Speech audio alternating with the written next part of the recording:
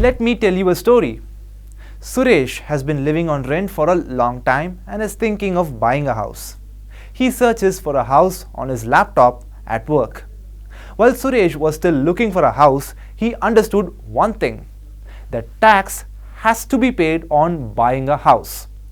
Looking at him, his friend Shalini asks him whether he understood anything out of the research he was doing. While she wasn't aware of the taxes much, she asks Suresh to speak to her husband Pankaj, who had also taken the flat recently.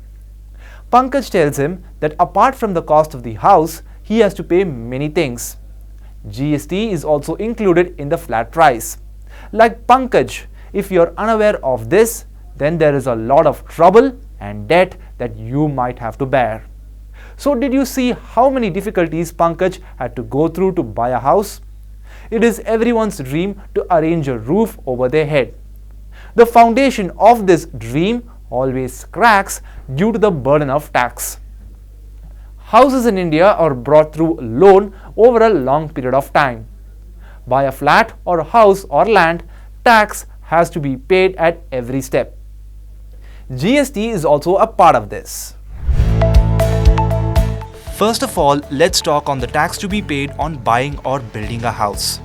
On under construction flat or apartment, if it comes under affordable housing, that is affordable houses, then there is 1% GST.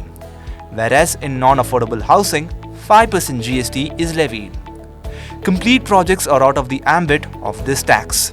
Affordable housing in metro cities includes such houses where the cost is up to 45 lakh rupees and the carpet area is up to 60 square meters.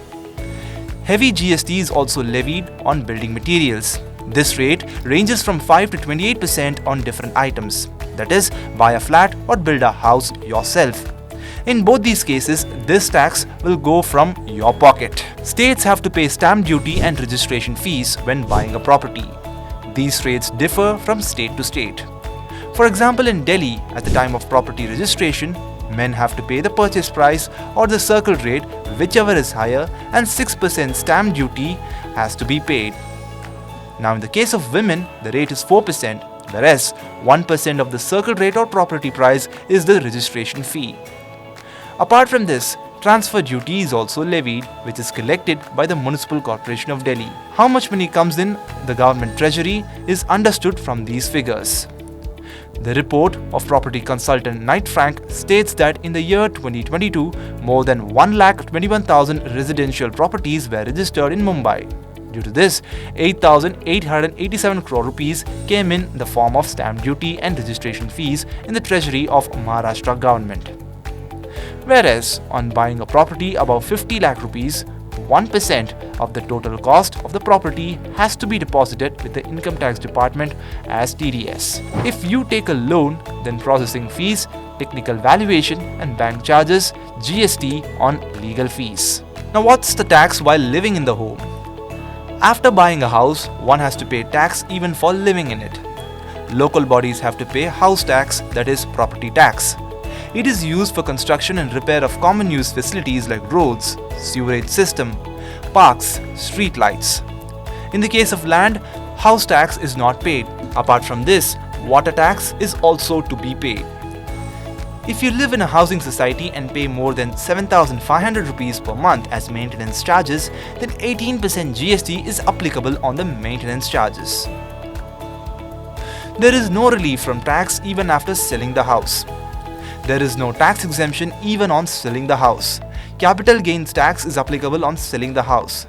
If the house is sold after holding it for 2 years or more, then the profit is considered as long-term capital gain. Profit will be taxed at 20% after indexation benefit, wherein the sale of house before 24 months will be treated as short-term capital gain. This gain will be added to the individual's income and will be taxed according to the tax slab. They will have to pay tax accordingly. Long-term capital gains tax can be waived off only if you buy another house within 2 years of sale. In case of construction, the house should be completed within 3 years. Now you must have understood that the wheel of tax runs from buying a house to living in it and selling it. To save tax also, you have to buy another house. That means all these taxes have to be paid again. The government is squeezing tax in every step on your dream home. And one more thing, as old as a property gets, its value also decreases. It is obvious that the cost of the same old house as compared to the new houses will be less.